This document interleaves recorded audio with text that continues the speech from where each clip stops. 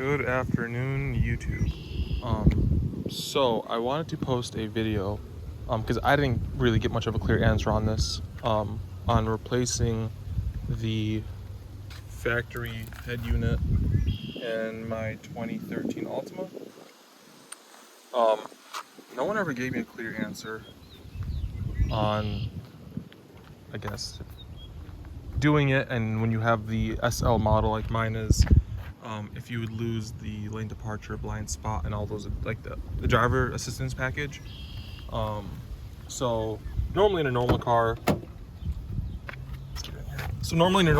you just swap out the head unit. You pull out the whole radio, you buy the trim panel, you buy whatever. Usually if you're gonna get one that's a touch screen and you want to fit in a normal size, it's gonna be a 7-inch screen. They come in like 6.25 to 7 inches depending on your like button layout and stuff. This one's a 6.85-inch screen, basically a 7-inch screen. But you install that, and then if you want your audio controls on your steering wheel to work, you have to install a pack module for that too, and then a couple of other like modules if you want the car just to do its own thing. But I have the like the lane departure, the blind spot like system, and my car doesn't run off. I think it's the 13, 14, 15s. I'm not sure about the 16s, 17s, and 18s. But I know mine at least doesn't have radars in the mirrors. They all run off of the reverse camera. It's a super wide angle reverse camera. Resolution was shitty. It's fine. It's decent during the day. You can see through, but during the night it's just abysmal. But the lane departure and everything else still worked at nighttime.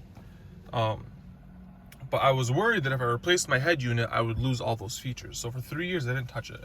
I checked the forums. I asked around. No one could ever give me a clear answer. And then one day I was actually at Best Buy during this whole like chip shortage, and I noticed that they didn't have any head units, and I'm just like, hey, are you guys not selling head units anymore, or what's the issue? And the guy's like, no, we just can't get any chips for them. But they had this one left over, so I grabbed it right away. I'm like, you know what, I can flip it, I can sell it, whatever. So I grabbed it, and I was telling the guy about it. I'm like, I just don't know if I can figure it out. And he's like, well, let me go ask the Geek Squad guys, because they have their own like little Geek Squad forum where like they put notes in, saying like what they came about, like what problems they had or issues or whatever, what to do when you're replacing a car head unit or whatever. Oh, and I even asked Crutchfield, and Crutchfield couldn't give me an answer. They're like, we don't know until you actually try. The Geek Squad guy was like, it'll work. You just need a 12 volt to 6 volt like converter. It's just a piece of wire. It's a wire, so it changes the voltage coming out of this from 12 volts to 6 volts for the camera, and then the pack module for the steering wheel, and then I got an antenna module to retain the factory antennas, and then I got there's another module so that you could retain this USB port instead of running one like I did, but when I went to order from Amazon, it didn't come in time. I'll replace it when I get the chance. But basically, I ran this one up from the back right there. Works fine. It's hidden, and it is a 1.5 amp one, so it charges a little bit faster. But anyway, I was like, you know what?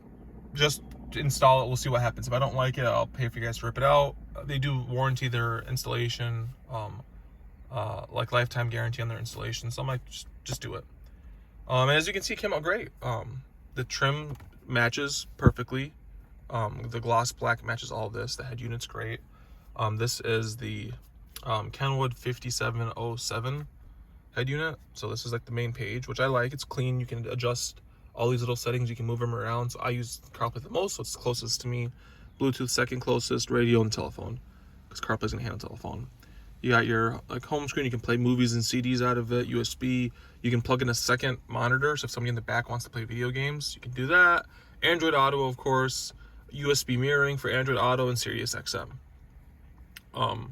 Which is like $70 to add Sirius XM to get the module for it. I skip out on that. I don't use it. I feel like older people like to use Sirius XM.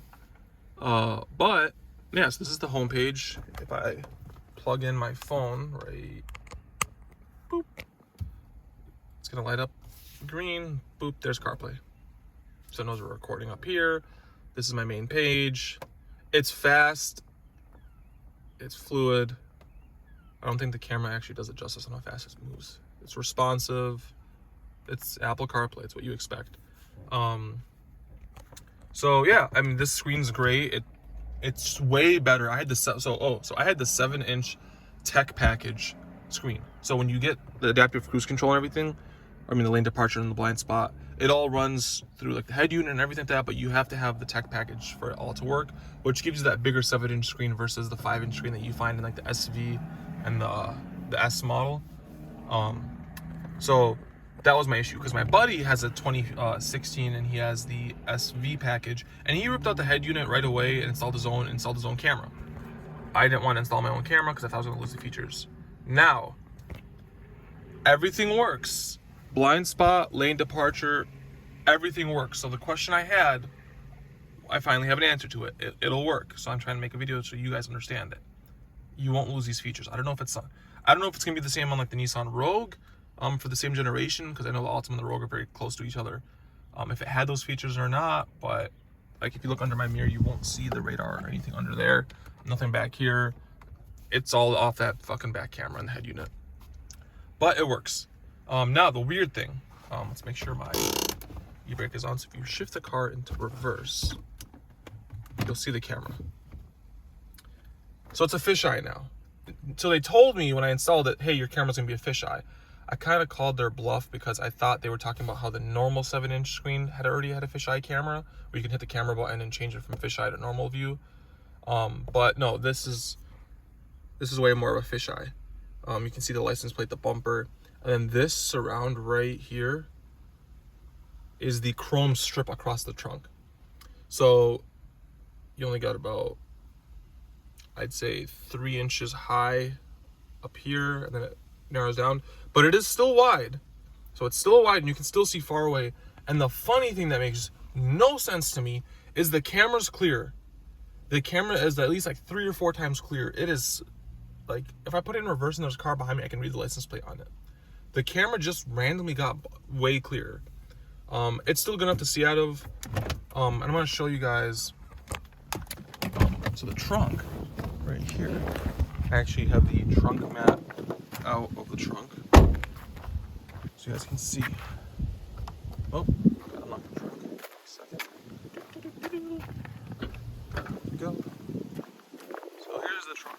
Sorry, the trunk's full. Got myself a little bird scooter because, you know, I like to scoot around. Scoot, scoot. So yeah, took the cover off. So I'm still with the factory camera right there. Right, that's the factory camera. I even have the windshield fluid sprayer right there. Now, it is capturing this whole lip right here. So I'm kind of torn on if I should like rip it, or like grind it off or cut it off, and then what's it called? Like just to keep it like that, or if I should like kind of grind it off really nice and round, and then just pull this whole panel off and make it like a gloss black or rabbit. Kind of torn on that. But one thing I did notice, and this is what I'm going to tell you guys, this is kind of important. My buddy with the other one, the 5-inch screen, he did replace the rear camera in the shop. Threw in their own rear camera, whatever. I don't know if you see my other video, the last one I posted, I mentioned how the Altimas like to rust. So we get to focus. Where'd the rust go? It likes to rust. There we go, right there. Right there. You see that? It likes to rust right along this edge. So he's a white Altima. Oh god, I have the same issue. Mine's not as bad, but like it rusts down here too. Can you see that? It gets trapped in the camera. I mean, under the camera, right? So I guess when they pulled his out and replaced it, it just made a bigger pocket for water to get under. But he has a line of rust running down under his license plate from here. It's very visible because he has a white Altima. But you can see it's still, like, it is rusting. And I didn't realize how bad it was until I pulled this panel off. So when you pull this panel off, you have a bolt right here, 10 millimeter right here, and then grab some pliers and just squeeze and push this out, and squeeze and push that one out. And this whole chrome strip will come out, right? It'll come out without the lights. Those lights are screwed in by themselves. The camera and this are, or the camera will stay. This is still attached to the chrome strip.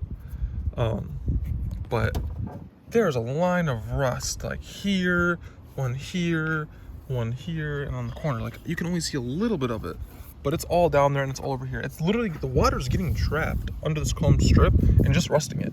Now, I don't know if over time, when you open close the trunk, the chrome is just like scratching into the paint, and that's why it's rusting. But it's bubbling up way worse than you guys can actually see under this. I actually just ended up putting it back together because I wanted to actually have my trunk line and everything to still work. But it is. Like, what kind of fucking quality is that? And if it's happening on like normal cars, like, you know, my buddy's 16, his car's only about 4 years old, and it's already happening. So when I pull this off, if you're gonna do it, I highly recommend pulling this chrome strip off and just cleaning under it, and then putting like a wax or a sealer on under it to try to save the paint of the car under it. But yeah, so this, I'm not sure if I'm gonna actually trim around this or not, but this is making the camera not see high enough. But I mean, it's still usable. It's very usable. It's, dare say, more usable than before. Now during the day, and especially at night, I can see a lot better with this, especially at night. And it's still a super wide angle, so like I can see that whole building behind me. I can see over its roof. I can see there's Amazon Prime trucks back there. I can see those on the camera. I can see everything. But like this made the car just feel so much better. It feels so much newer. It doesn't want to start. Now I want to show you. So aside from the fisheye, the only other thing that doesn't work. K-band. Let that go through its own thing. A-band. Laser. GPS connected. They did have to attach their own mic, which came with the head unit. So I had them attach it just right here. It's, you know, out of sight, out of mind. I don't see it when, like, you gotta really look down there to see it from like this is my view right here. It doesn't get in the way of my gauges or my needles. It doesn't bother me. It's right there for my voice. So if you have an Altima, you have the little screen right here, and it has, one of them is a compass, and if you have the navigation package, when you put navigation on, it'll actually show you the route on this, like your next turn. That doesn't work anymore. So that I removed the screen. Let me show you guys. Main menu selection, driver assistance, navigation. There we go. So now if we go over to the navigation page, it's blank. So that's, you lost your compass, but I mean, you have your maps right here. You have 10 times better maps off of Google Maps than what the car came with. Other than that, everything still works. The blind spot and the lane departure still work perfect. It's not like augmented. They're not like, you know, picking from farther away. It's still the same distance and everything. So it can be done. And this video is specifically for the Altima SL owners, because I know that head unit's outdated by now, or the SV with the tech package. I know that head unit's outdated now, and if you want a newer system, this head unit costed me $369. If you can do without the DVD player, it's $269. But it's a great head unit. I mean, like, it has everything I needed. I do have the Bose audio system, and the Bose, it's already clear. Like, it doesn't get distorted when you crank it up, but now it cranks up a little like louder. So I use my Apple Watch, and my Apple Watch is telling me that it's putting out about 8 decibels louder. So I'm at 118 versus a 110 before when I would crank it up. That's not including the sub I have in the trunk. I don't factor that in. But it's very responsive. You have a quick Siri button right there, voice. I don't want to turn her on. The only thing is that you have to use this touchpad for the volume, which works. I mean, it's a little Honda Civic-ish, but it works. It's very responsive. You see it goes up fast. And again, you have the steering wheel controls that still work. So what's funny is that the steering wheel controls actually are slower when you click on them than the this touchscreen. But yeah, I mean, everything else works. The source even changes. When I hit the source button, it'll change the audio source. The camera still works. What else?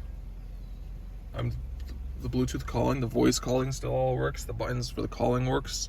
It all works. So yeah, $369 for the head unit.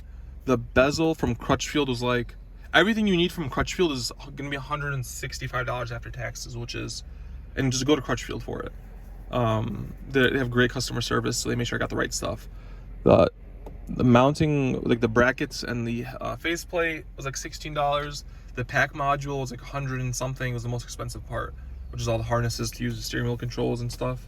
And then the 12 volt to 6 volt like converter wire is like $20. Those are, oh, and then the antenna was $13. The antenna I actually got it from Best Buy because they just had it in stock and I forgot to buy it until the last day. So those 3 things are what you're gonna need. 4 things. Those 4 things are what you're gonna need on top of the head unit to get it to all work flawlessly. Now I have navigation, I have maps. It is so nice. Like that old navigation system in the car was just a piece of shit. And I know the head units, even now that Nissan makes, they're not the best. This is very quick, very responsive. You can move around. It's the normal Apple CarPlay like head unit. Like you can't ask for more. Like Spotify works great. Like everything works. It's just a clean setup. It's a clean look. It makes the car feel so much newer. Like look at that. Don't tell me that I'm not wrong. But yeah, everything else works. So highly recommend this. Do it. It'll freshen up your car. Oh man, this makes the drive so much nicer. I just always have my maps on. Waze always tells you, I just drive with Waze on, and it'll tell you there's a cop, and like on the road unit, I'm basically a race car. But yeah, Waze will tell you if there's a cop on your route, and you just keep it on. Like it'll tell you coming up to the cop, coming up to train tracks, coming up to this. Google Maps is also excellent, and then Apple Maps is great. And same thing with Android Auto. If you have the same thing, you're just gonna get a different look, but it's still a great system. But yeah, I can't recommend it enough. If you have an Altima, do it. If you have a normal other car, do it. But specifically for the 13, I'll say 18, but I think the 18s come with a newer system. But just 13 to 15 Altimas, this body style, this curvaceous body, do it. Just make sure you get the right parts because it's gonna suck if you get it and you don't do it correctly and you lose all those driving features. Because this package was like what, $3 grand when you bought the car brand new, just to get the driver assistance package and shit. You don't want to lose out on those features just because you wanted this.